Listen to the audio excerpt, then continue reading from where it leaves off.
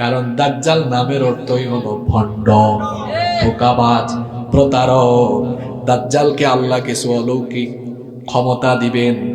শেষ জামানায় ইমানদার যারা দাজ্জালের ফিতনায় পড়বে না, তারা, আল্লাহর নবী বলেছেন, শোনো আমার উম্মত, দাজ্জাল যেটা দেখাবে জান্নাত মনে করবা ওইটা জাহান্নাম, আর দাজ্জাল যেটা দেখাবে তোমাদেরকে জাহান্নাম ওইটা মনে করবা জান্নাত।